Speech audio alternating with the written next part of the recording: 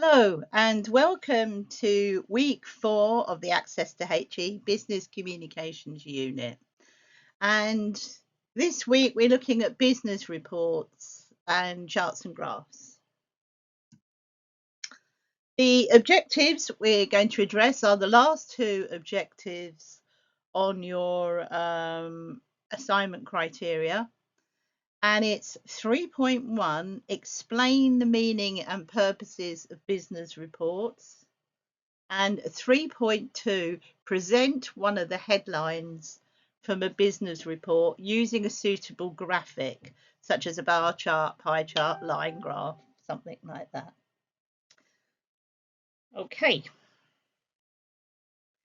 so let's first start thinking about what is a business report. It's a document that contains important data with some analysis, often some research findings, and generally statistics about a business. And the goal is to make the information accessible to people within the company. Very often, business reports are written by team members to senior management teams or to heads of service, depending on how big your organization is and the storm of it. But usually, it's either a response of maybe a project that's been going on, you might do some business reporting on it, or you might be asked to write a business report, as I said, by senior management to explain a particular interest. It needs to be very concise, it needs to be well organized, and it needs to look very professional because you are normally doing it to senior people. It might even go external to your organization, to maybe other partners as well. It needs to have very relevant data, very up-to-date data as well. There's no point putting data from 10 years ago in a business report. You won't be very popular for that. And it's usually to reflect on what achievement is. It can be a quarterly report to your business. It can be an end of year report, or it could be just a brief monthly report that goes to a certain work group. Okay, so when we're stating facts, people will be expected to rely on numbers. They really do not want that much anecdotal information. So instead of saying something like, well, I think the staff are really interested in this, or I think the staff generally don't want to do that piece of work or are not happy with that change. You need to show some data to explain why you've come up with it. They may have their own views anyway. Your job is to actually consolidate somebody's view with the relevant statistics and data. Okay, so instead of saying our sales have gone through the roof, they'll say, well, yeah, by how much? So you need to know that. Okay, so the importance of why is it important to do a business report? It really matters. I've put some headings here to give you some ideas of why it's important, and I'll go on to explain them. So, recognizing opportunities to grow. If you don't really look back at what you've done, you don't know whether you've grown or not, and you don't really know what you've achieved. That makes sense.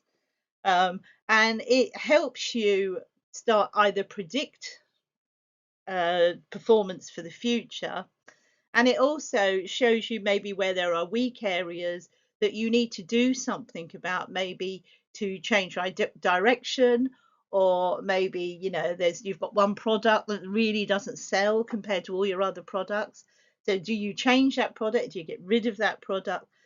Or do you turn it into a different project and then grow from there? So it's really looking at what you want to do, because the aim for most organizations is to keep growing, okay, and not really staying as they are. So it's fine, but if your achievements just averaging out all the time, senior management will say, well, what can we do to do this better? A business report can also detect issues and try and solve them quite quickly, because you can actually get together with the staff who are involved and find out what the problems are. So doing the research identifies the problem, getting together with the people involved helps you work out what you could possibly do. Then you would have to put that in a business report with your recommendations as what to do, so that senior management can have a look at it and have a think. And they'll either agree with it and say, yes, go ahead, or they'll say, well, no, actually, I think, I don't think the organisation could afford that, but we could maybe afford half of your recommendations. And or they might say, go back and do us another report. If we only do 5 out of your 10 recommendations, what will be the outcome for that? So they often can lead to another report that you might have to write. Evaluating a potential partner. You may be looking at whether to expand, whether to merge, whether to buy a smaller company.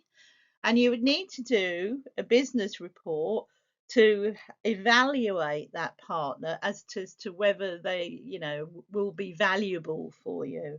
And there'd be quite a lot of research that would needed to be done, particularly financial as well. So you need to have the data so that you can also look back on it. So you do a detailed evaluation of somebody, and again, coming out of that would be recommendations. Yes, it's worth merging. Yes, it's worth buying this company. No, it's not worth buying this company because they're not really making anything, and we could incur losses.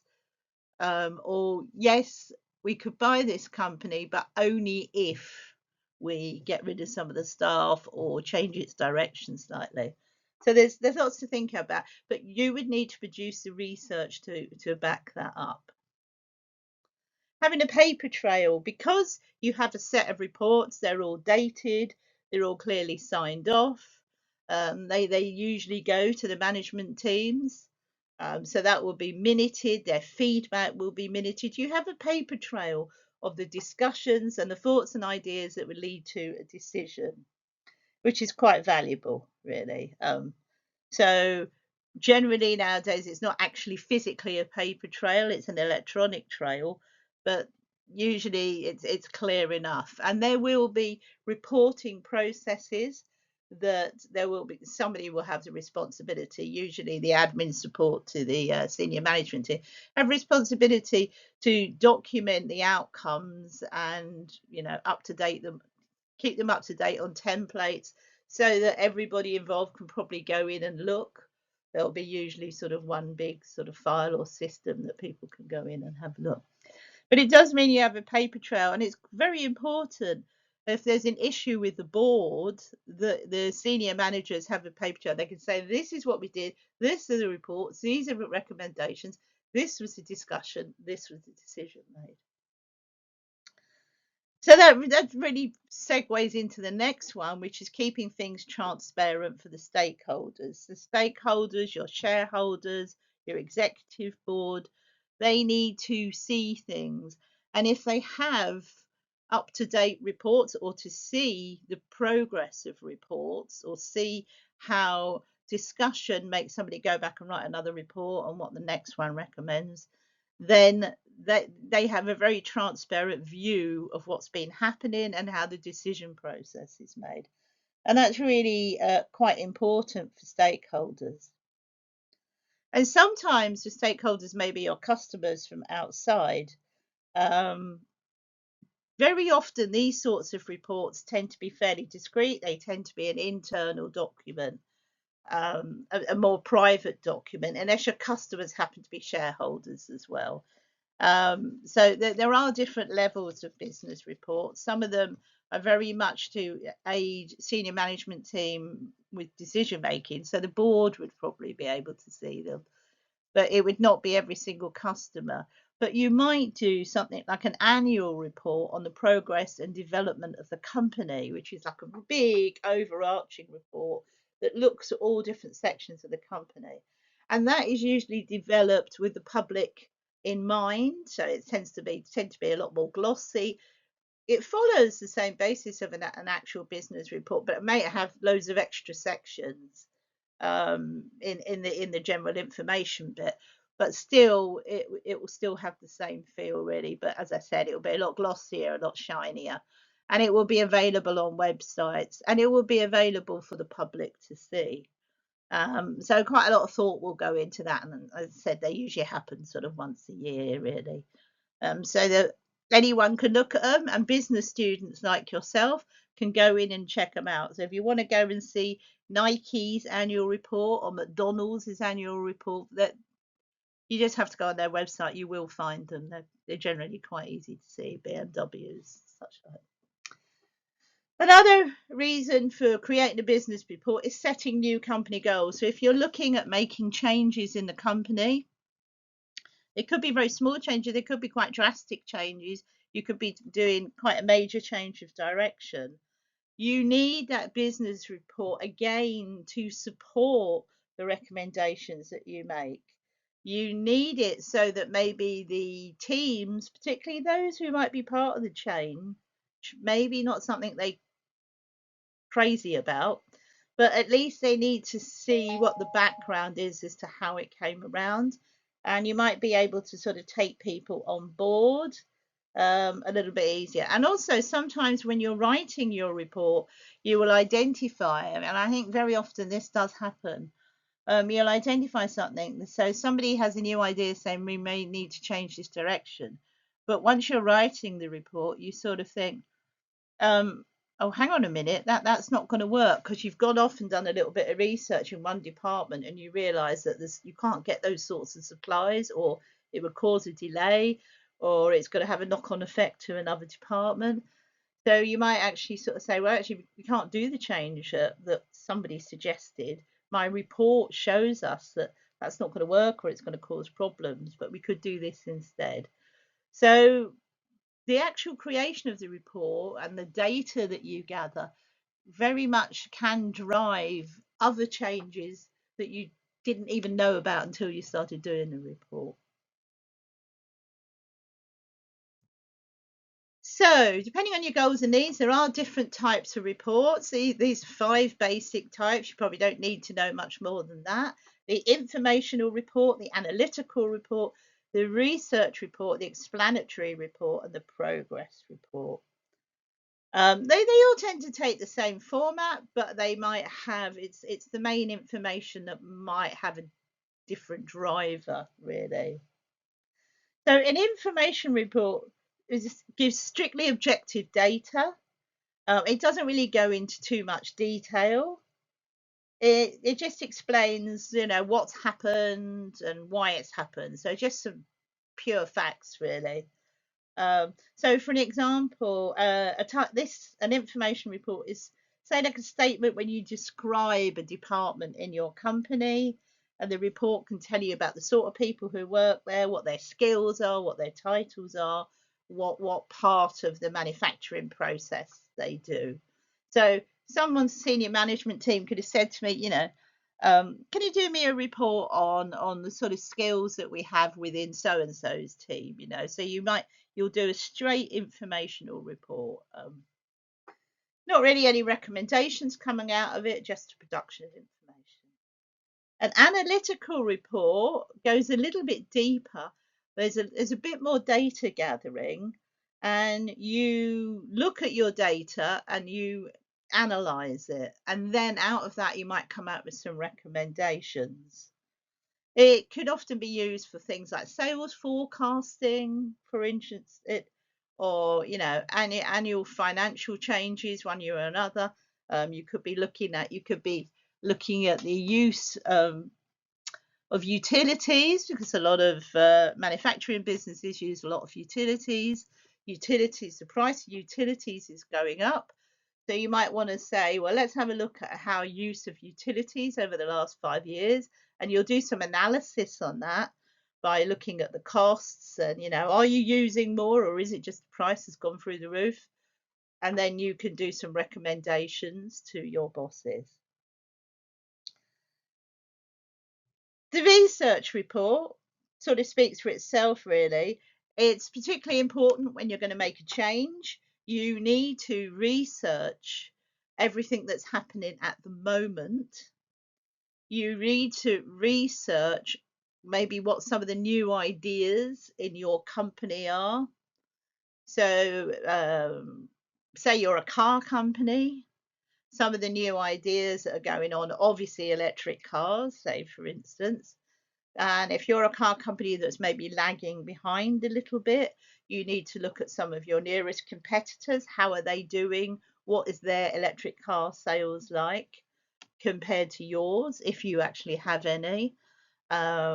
How much are you selling compared to that guy over there who's selling electric cars? What's the difference? Do a bit of research with your customer base. Do your regular customers, say you're Volkswagen and you have a very loyal customer base, which they do. Um, you would probably go out to the Volkswagen dealers, do a bit of research to say, how many people have asked you about electric cars? What's the interest? And they might do something out to their mailing list and ask a few of their customers who've been coming to them for years, and then they would come back and you would put the data in. So a research one, really, it's often looking at new markets, looking at your competition, really. And that will give you a lot of data. So you have a lot of statistics to deal with in a research report. An explanatory report, probably, well, you says what it is really. It's about explaining a specific situation. So an explanatory report is more, maybe there's been some problems in your development processes or in your manufacturing processes, and you're asked to go and do a quick report on it to find out what's going wrong. And then, so the basis of your report is to actually explain what the problem is. And again, if you can make recommendations, I'm sure your SMT will be thrilled. But it needs some research, it needs some facts, and you've got to really be careful with language about this because the it might be you might be giving it to a senior management team. You've got a finance guy, a HR guy, a marketing guy, and this might be quite a technical thing. So if you're a computer company, there can be some serious technicalities. You've got to be able to write your explanatory report in a way that everybody knows what the problem is when they've read it and they can actually picture it and see it. So you need to be quite skilled with language there. And finally, a progress report, which is probably the one that is used the most. And it's really an update for your manager, or you could be doing it to a client customer. And it just tells them where you are at the moment and how things are going. It's sort of like a checkpoint on your way to your goal. So if you're a small project group and you're looking at a new marketing strategy, maybe you're having your first foray into social media and you're putting together a strategy for that, or you've just sort of set it up and you're trying out your strategy for the first, and you say, right, we're going to report back in 1 month, 3 months, 6 months. And the progress report will be really just looking at how things have gone, but there will be statistics together and you'll probably be reporting on the same things. You could be bringing in, with the introduction of our social media, how has it affected sales? So you would be bringing in a progress report each quarter on your sales and tie it in with the social media and just say, is the social media actually improving sales or not? That's something you would then be asked to write. Go, okay, after 6 months, 9 months, they might say to you, right, put it all together, do me a report, show me the progress, and then do a deeper dive into it and let me know whether it has improved sales or not. Okay, so that would take you back to a research report. Okay, so those are the different types of reports. You'll tend to use one or the other. Uh, as a sort of middle manager, the most common one you do are progress reports and informational reports. You might be asked to do an analytical report now and then. The more senior they get, the more you write all of them, really, in that sense. Okay, so we're looking at the business report format. Now, every organisation has their own format, but it doesn't really change that much. We tend to have these main 7 headings. For most people, that's fine. Some people add some specific headings that they have in the middle, usually in the introduction and the methods and the finding. They can have subheadings within there. You might see a more technical business report which asks you about environments. So effective external environment, effective internal environment, environmental issues. Some of them may have those now regularly in their business reports. Staff issues, they might have them as a sort of a regular heading. But generally, these are the 7 main headings. You can't have a business report without these 7 main headings. You can expand on it, but you still need those 7 main headings. Okay, so if you write a business report and you follow those headings, you'll be fine, really, unless your organisation wants you to reflect on a few extra things. But as I said, they normally fall somewhere under the introduction or number 5, the methods and the findings. Okay, so let's talk about what they are, really. You often find your organisation, they might have a template, they might have a style that they like it all done in. They often do. For some, it might just be a headings template, but some it might have logos and that, so that when you put it in and it gets sent to SMT, especially if it's, say, I used to work for a large council, so we had very clear council format because everything's archived and the members of the council can see it. So it needs to have a sort of certain look. And it means that if they need to send it, if it's something that can go out to the public, then it goes out looking decent and that, with a certain standard. So it's not unusual for organisations to have their set formats, really. So the first one, title page, sort of speaks for itself, really. It's something you should do for your assignments too. Have a title page. And again, it might have graphics on it, it might have logos on it.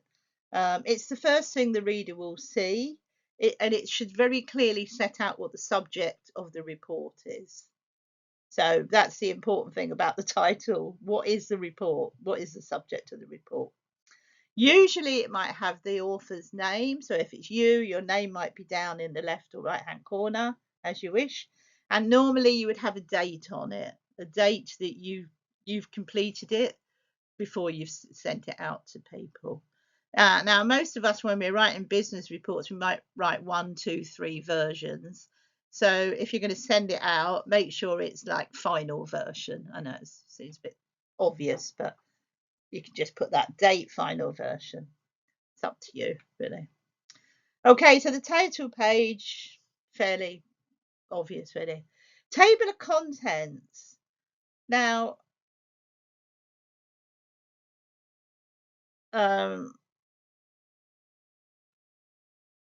table of contents, usually if it's quite a long report, you can get away with it if it's a short report. But if it's a long report, particularly if there's quite a few pages, it's best to have a table of contents. Those of you who use Microsoft Word, that you can usually, there's a button where you can actually make up a table of contents. It's not that hard, really. So one of the things that's missing here is number 2. I'm sorry about that. Is the report summary. So please make a note of that. Number 2 is report summary. There is a handout for this, so you can check that out now. Report summary is quite important. It can either be called the report summary or it can be the executive summary. It's often both, really. A report summary is just giving people a heads up on what's going to be in the detail. So you have the main key points. without having to read all the data that you put in. And this is quite important. Again, if you've got a 30-page report with a lot of research and data in it, that report summary at the beginning is really, really important, because what you do is in that you flag up some of the main points of your research, like 3 or 4, and you will flag up your main recommendations as well if you've made recommendations, so that people can get their head around it immediately. Now, this is really, really important. Believe me, from my experience, especially when you're sending stuff to senior managers who are extremely busy and have hundreds of reports sent to them all the time. If you're in a very big organization, they have a lot of things to look at. And they do not have the time very often to read a 30-page report, or even a 21, or sometimes even a 10-page report. So your executive summary at the beginning, your report summary, is incredibly important. So do not ever send a report without a summary at number 2. Okay. And we're actually, as part of your assignment, that's going to be a little exercise that you're going to do, which is actually um, presenting, well, looking at doing an executive summary, really, and then presenting some information from it. So the report summary, vitally important, like I said. Table of contents, do it if it's really long. If it's a couple of page report, you don't really need it desperately. Most people can find things. But if it's a very long report, it looks very professional to put a table of contents in. Okay, number 4 is the introduction, and this is really the first part of your report proper in that respect. You use it to set out the brief. So what have you been asked to do? Usually somebody has asked you to write this report, and in the introduction you give the background to it. Now, some of your introductions can be quite small. So and so asked me, they found out that the sales were dropping in running socks. So I was asked to do a report to compare it to some of our other articles like trainers and shorts, and try to find out why everyone was buying our trainers but they weren't buying our socks, that sort of thing. So that's what your introduction is doing. That's a fairly simple introduction, but you might have a slightly, the more complex the question, I suppose, the more complex the introduction might be. So you will frame what the report's going to be. So say you've got a question about looking to make a change, manufacturing change. You just need to sort of say that you did some marketing information, or you gathered some data in this area and this area. This was the research over a period of time, what sort of time level, and what the aim of this report is going to be. What are you trying to achieve by this report? And what is the scope? So what have you covered and what is it not going to cover? Okay, so if someone gets to that point and they say, maybe I'm the shorts manufacturing team, and you say, well, we're actually really only looking at socks. So then the guy from the shorts manufacturing team say, I'll just read the executive. I'll just stick with the executive summary then. I'm not going to read all the detail about this because it's not really relevant to my department. Whereas the team who manufactures the socks said, well, I'm going to have to read all of it then because it's really important. So that's your introduction, really. So it's background information. What is the aim of the report? What is the question that's being looked into? What do you want to achieve out of this report? And what's it going to cover and what's it not looking at? Okay. And sometimes this is known as the terms of reference for a report. Again, if you're doing a very complex report, you might call that the terms of reference. If you're doing a 3-page report, it's just your introduction. Okay. So the next one is your methods and findings. And this is really where you lay out what your research is. You see, it starts off with methods. So it doesn't just want your findings. It wants you to tell us a little bit how you did it. Now, if you've got a huge amount of data, nobody wants to see all of that. And you can put the really complex data as appendices for those who really want to read it. But with the method findings, you do give us an overview, okay, or a summary of what the data gathering process was like, sort of how many people were seen, how long, over what period did you do it, really? Um, what customer, how many customers did you see? 100,000? Did you ask 100,000 customers? Did you ask 100 customers? Just give us some ideas, and then you will want the data information.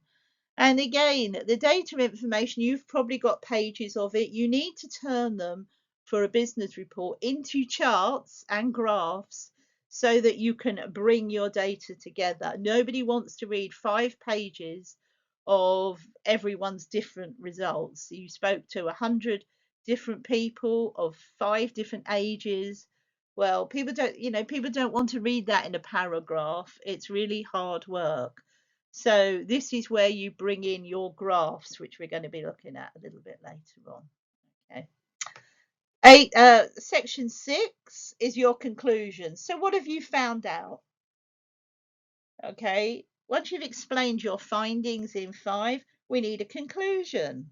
What have you learned? And then the next step is what recommendations do you have? What are you going to do from it? And it might be that you need to do more research. So don't be afraid of putting that in. It will annoy SMT because they always want everything resolved. But sometimes you have to say more research is required in this area and this area. But the recommendations could be we reduce our manufacturing in socks because we're just not shifting them, and nobody trusts our socks because everybody likes Nikes more or something like that. So you would say to SMT, you've got 2 options really. We don't manufacture that many socks, just enough for the sort of people who are buying them, or we stop bothering with socks and go better with shorts because our shorts sell really well. These, and then SMT will decide about, yes, which option they'd like to take. So your recommendations can be a set of options, or they could be, if there's only sort of one answer, maybe if it's finding doing a project to find out where there's a hitch, a technical hitch, there might just be one answer, and you might just need to tell them how much it's going to cost them. Okay. But they do appreciate your recommendations. They don't want a business report with this is the problem, but with no answer. So in your conclusions, you can only reflect on the information that you've done as part of your research. Don't add anything new in your conclusion. Anything that you are going to talk about should be in your executive summary. Okay. So if it's a major recommendation, don't put an additional recommendation in 6 that wasn't in the summary. All your recommendations must be in the summary. So no new information. So you've blithered on about different data and you've blithered on about your research. Don't suddenly add into your conclusion a piece of research from somewhere else that hasn't been looked at as part of it. That's unprofessional and it's very annoying as well, really, because they said, oh, no, we've got to think about something else. Okay, so that won't go down very well. Okay, number 7 is references. If you've used other people's information, other people's data, a bit like doing an assignment, really, you need to put the appropriate references in. Usually, if it's quite a lot, you can just add a bibliography. Okay. And also appendices. So if you've got a lot of data, again, you're just going to put a summary of it in number 5. But if you think that somebody would like to see the absolute hard data, you can just put them as appendices and then they can ignore them if they want. Okay. So it's a good place to put any in-depth data, like, if you want the transcripts of interviews with various people, no one's got the time to read that, but the human resource person might want to read it. They might want to know how staff feel, so they might want to have a look at the transcript. So again, put those in the appendices. Don't clutter up the central bit. So that's the basis of a business report. There are other things that you can read about it. There's plenty of information, and I've added a few bits for you, which I'm going to tell you about later on as well, on your resources, so you'll see those. So now we're moving on to 3.2, which is about presenting headlines using suitable graphics. Okay. But before we do that, I just want you to maybe take some time out to have a look at your resources. You've got two documents that I've sent you. One is a written explanation of how to build a business report. So take a bit of time to read that. And the other one is a graphic sample. It's actually an assignment, um, a business report assignment, which is for an access course. Um, so hopefully it might come in useful for you. And it's got some guidance all over it. So that's a little sort of PowerPoint set of slides you might want to have a look at, which you should find that you can familiarize yourself with some of the processes and the skills that you require to write a business report. So bringing those two together. So if you want, you can pause your video, take a break, and just spend a bit of time on business reporting. Some of you may prefer to do that. Some of you may prefer to sort of read it all up afterwards. I know I like to sort of finish looking at one subject before I move on to another, but each to your own, okay? And also do some additional reading about executive summaries, because you need to have an idea of what you're going to do, okay? Right then, now I'm going to go on to look at some graphics. So charts and graphs, they just data, but in a presentable and sort of visually pleasing way. And they can make your reports much more interesting. Not just much more interesting, though, because again, when someone's very, very busy, it's a lot easier to see a lot of data brought together in a graphic than it is to like read two paragraphs of you writing it all out. And very few of us will always opt for the paragraph. So the main challenge is using the right type.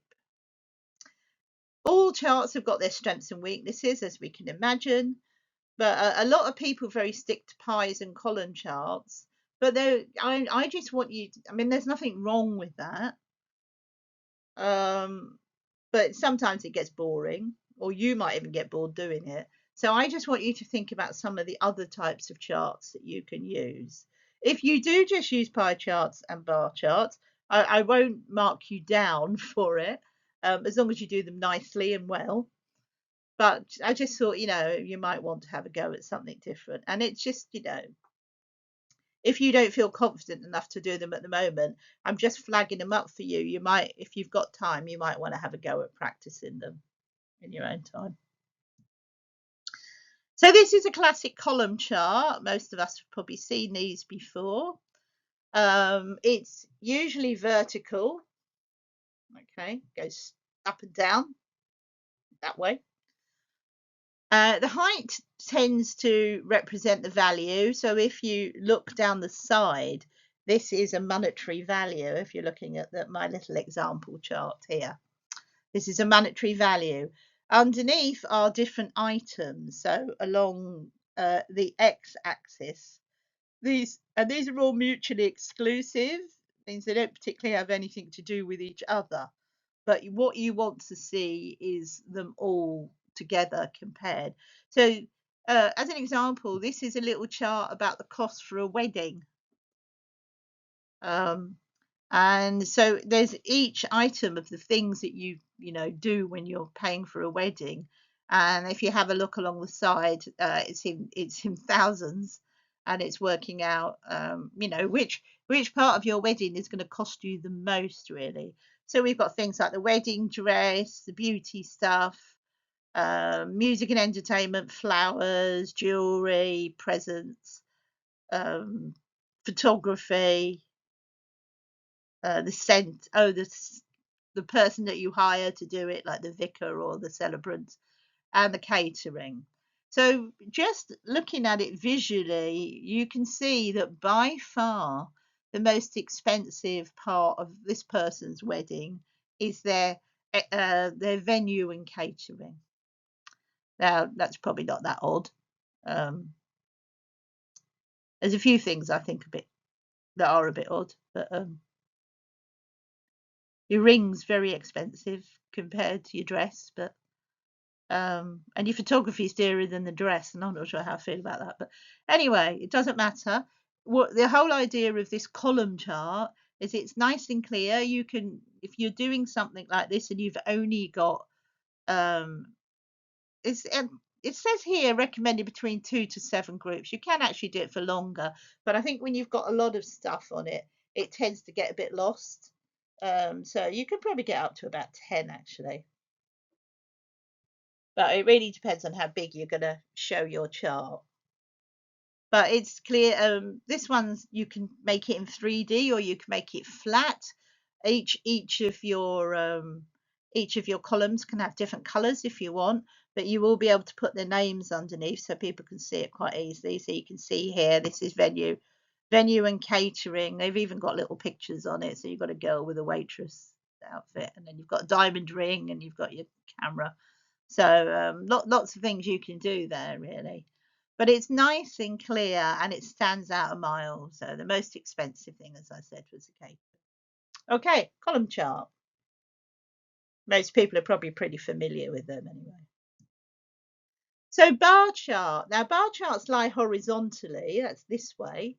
They're often just comparisons, and they're usually two different groups. Here we've got all down one side, you've got the different people, and you've got the value along the bottom. So it's like the other one but swapped round. So here it's about the cost of their sales. And what we're doing here is we're comparing 2 different years. We've got the blue is 2012 and the lilac is 2013. Okay, so we've got a load of individual salespeople, and you've actually basically got their sales performance over 2 different years, and you're comparing. So looking at that, we can see quite simply that all of them have done better in 2013 than they did in 2012. The top salesman is the second person from the bottom here, is still the top salesman. So he's the top salesman last year and he's the top salesman this year as well. So things have been quite constant, really. Is there anybody who's not doing as well? No, actually, everybody's doing better this year than they did last year. There's your weakest salesman, 4 up, Rachel, and but they're still doing a lot. They've really picked up this year as well. But you can actually see how much more each individual has sold this year than they sold last year. So as I said, Rachel was definitely a bit weak last year, but she's made a lot more money this year, although she's still the weakest salesperson. So if this got onto The Apprentice, then Rachel's days would be numbered. So I think it's Rachel, or was it Raphael? So bar chart tend to be flat. You don't tend to 3D them because you've got 2 comparisons. Okay, so if you're using the column chart, each one can be a different thing. Here you're comparing the same thing over 2 years, but it's nice and clear and very easy to interpret. Pie charts, everybody loves pie charts, don't they? We all know how they work. It's a circle graph, and it's divided into different slices that reflect a proportion. So what you'd be doing, you'd be putting in percentages to actually get this graphic, really. Or you can if I remember rightly, put in the numbers and it will come out in percentages. So you want to show it's one variable usually, and that's usually the title of the pie. And it just shows different the differences, different parts of that variable. And it can only be used with a group of categories that are all part of a whole. So here, this was done by a student who interviewed her friends and their favorite type of movie. So the whole is favorite types of movie or types of movie. And all these are part of the general different types of movies that there are, really. Comedy, action, romance, drama, sci-fi pretty much covers most of the specifics. And so she asked everybody, you know, what is your favorite genre, really? And as you can see, romance came out in this group. Surprisingly, I would have thought action, but there you go. Romance came out. 30% of the group decided that romance movies were their favourite. 25%, the next most popular one, were action films. Makes sense. 20% comedy, sci-fi. So drama came out the least. It might not surprise you to know this was probably a group of sort of quite young people. So again, that might change with different generations, but that would really depend. So what they would do, you'd probably have separate pie charts. So you'd have a pie chart over here for favorite types of movie aged 20 to or 20 to 30 or 18 to 30. And then you might have favorite types of movie aged 30 to 45 and then 45 to 65 or something like that. And then because of that, you'd have 3 pie charts. So you could visually see them really clearly and find out. So you could ask yourself questions like, over the different ages, how many people preferred romance? So here it's 30%, there it might be 25. So you'd have lots of information to report on. So pie charts, very, very popular. They do serve a purpose. Line charts, you often see these a lot in business. They are used a lot in business. It's made by a series of data points connected by a line. And it's a clear demonstration of a trend. It's usually over a period of time, very often. This one is from year 20 to 25. So you've got the progress every year. And it's usually measure long-term progression. So things like sales or money spent or money earned or orders, something like that. So quite valuable for a lot of businesses. You can have more than one variable. This one's got 3 being compared over a period of time. So instead of just showing one thing, which can be on its own, if you say we looked at the blue one, which was bears, if you took the other 2 away, you would have some useful information that over a period of time, over that period of 5 years, there are more bears now than there were in 2020. This must be in Canada, really, because it's bears, dolphins, and whales. And, you know, we don't have any of those. We have dolphins and we have a few whales, but I'm guessing this is in Canada. So if you took it on its own, that would be interesting. But if you compared it to some other things, you can actually get more interesting information. So this is maybe done by a conservation organisation that's worried about its wildlife population, and maybe all these 3 items are endangered in their country, and they're wanting to see the progress of it, you know, since they went on their endangered register in 2020, what has happened over the last 5 years. So we can see that bears have been protected and they have thrived, and the numbers of bears in the land have definitely gone up and up and up. So that's working. The dolphins, yeah, it's gone up and down. So you might want to look into what happened there, really.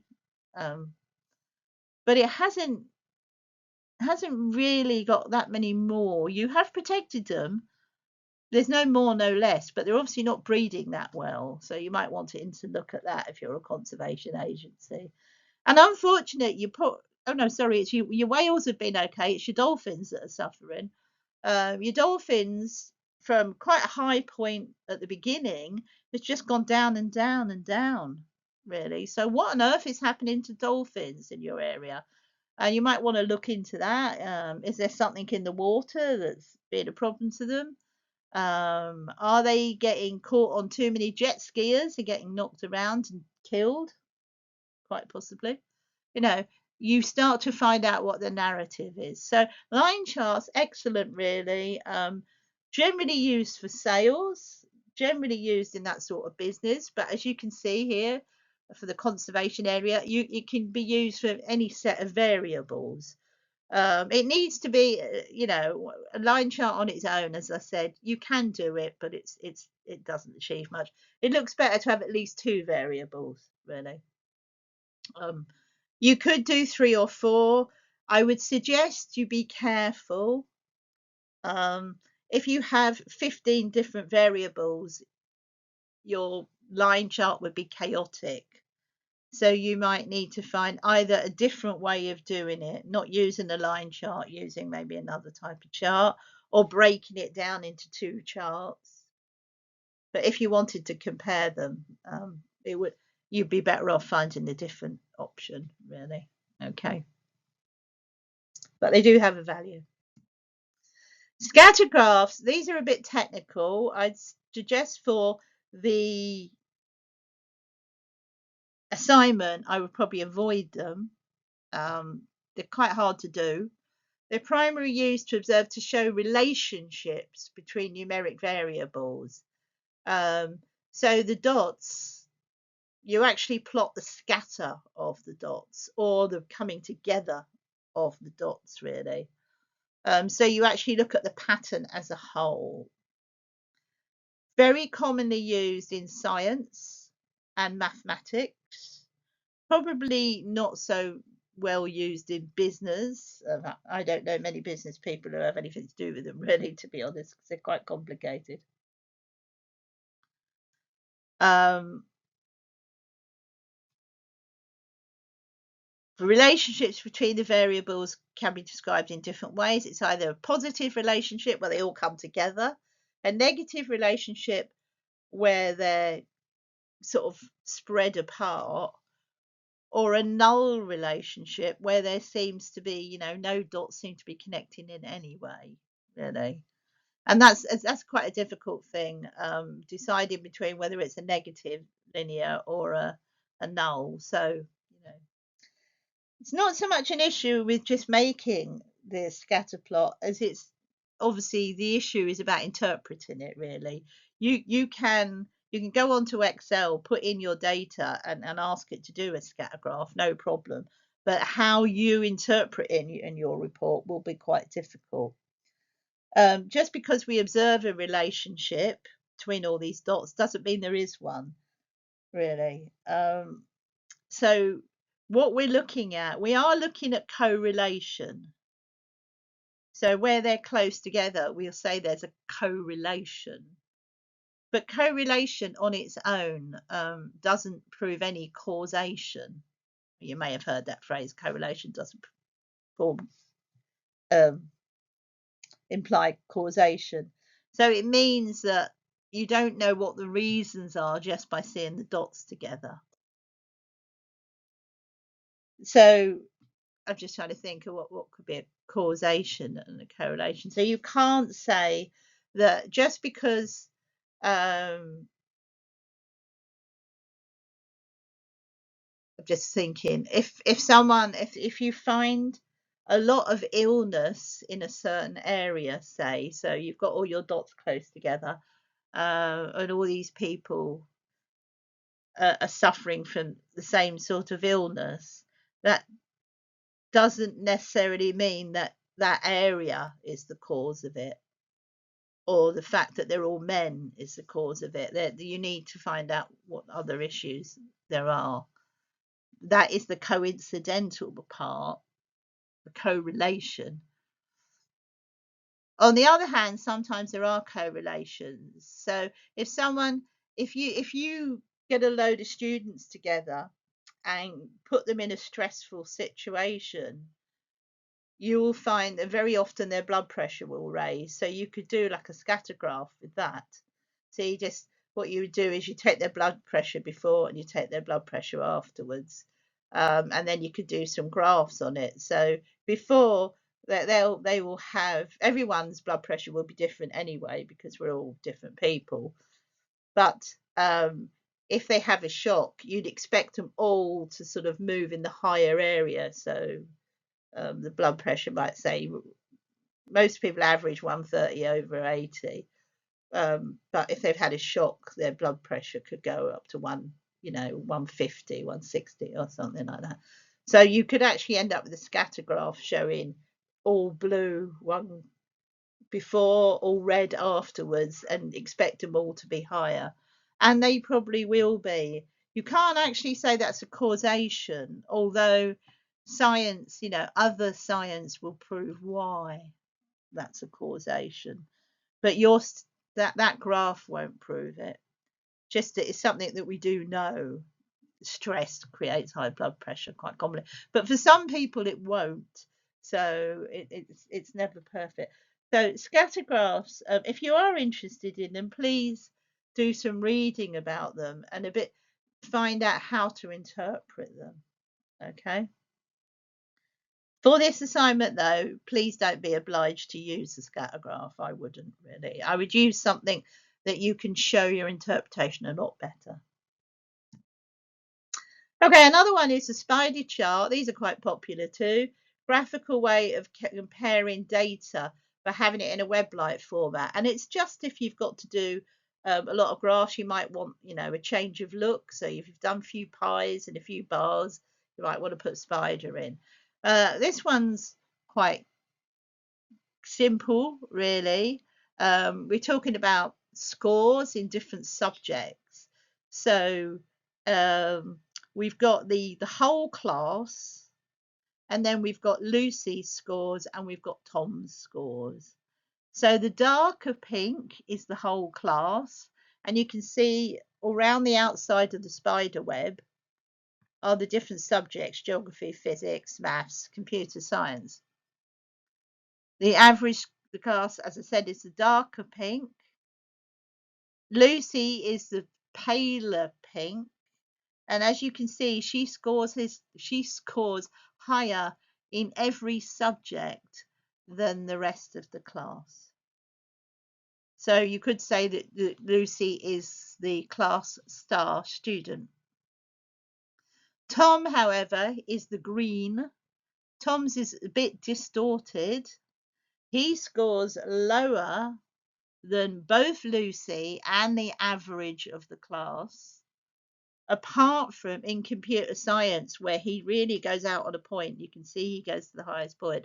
So Tom is very, very good at computer science, but he's not very good in other things. He needs to pay a bit more attention because his scores are below average, apart from computer science, which he obviously enjoys. So I don't know, maybe some of you thinking that yourself as well. I don't know. Where would you be on your spider graph with your other students? Tell me. Okay, so that's a spider chart. Again, it's quite a nice graphic. You do need a set of numbers. So around the outside of your spider's web, here we've got our test scores. You can have different scores, and you can also have different subjects. So you can have two different sets of variables, and then inside that you can have different groups. So you can do quite a lot of things with this. Okay, so spider chart's quite nice. Histograms. They just break down sample distribution in one dimension, a bit like a pie chart. They're sort of a flat thing. Unlike horizontal and vertical bar charts, the x-axis is, which is the bottom one, is not divided into mutually exclusive categories. So if you think back to our wedding one, each item on the x-axis, the bottom, the horizontal line, were mutually different. So you had like the engagement ring, you had the catering, you had the dress. But here they're not mutually exclusive. They're usually some sort of consecutive range. So that's why there's no gap between the bars. It's a continuous scale. So you've got scales on both sides, really.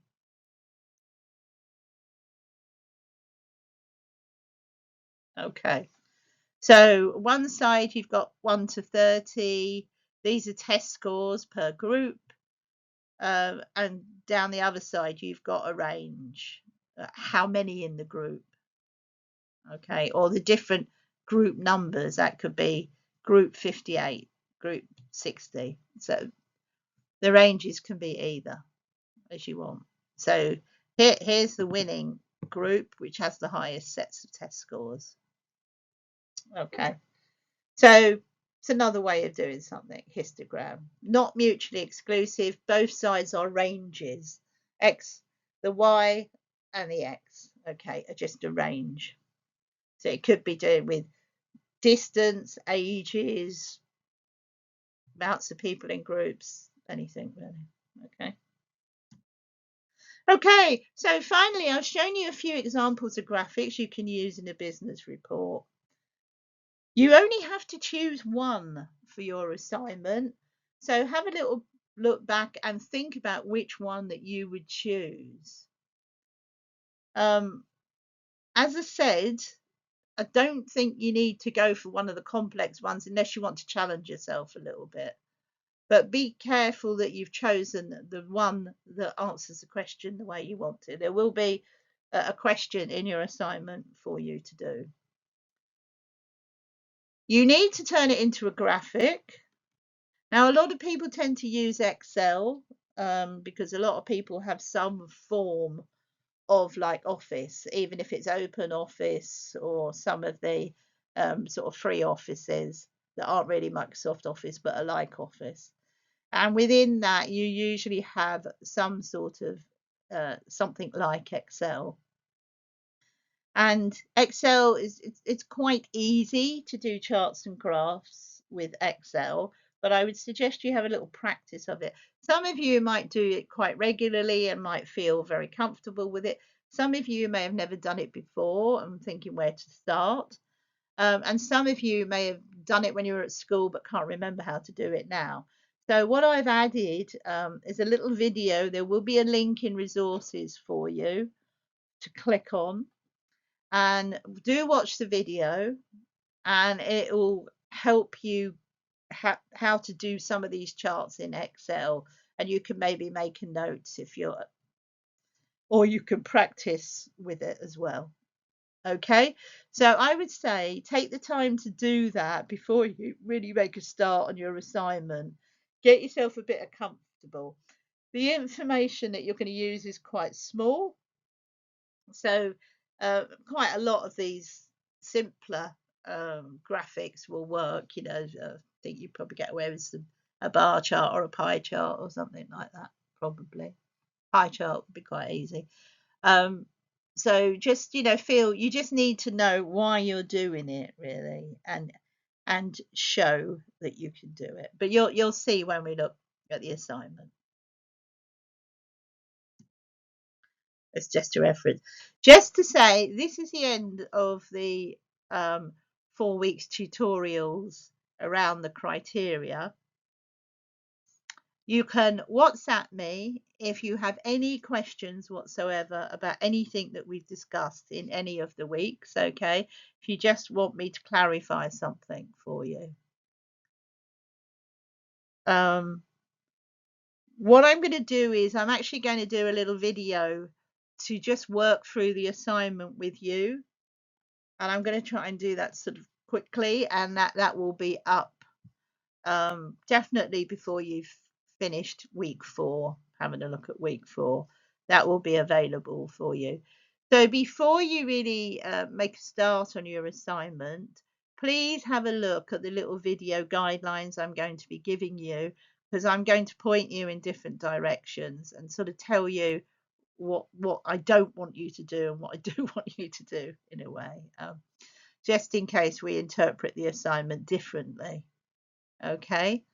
And then I will be available, as I said, on WhatsApp if you have any questions about what you're doing. I cannot take a draft of your assignment. That's not the process we have in Access.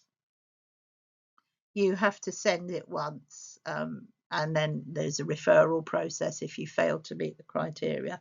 So I can't do a draft, but I can answer questions. Okay, so please make use of, again, my WhatsApp. All right, so that's the last of week 4. As I said, I will be doing a brief overview on the assignment, and I'll put that up quite soon as well, so you can access that yourself. Okay, so good luck with the assignment, and I'll see you again.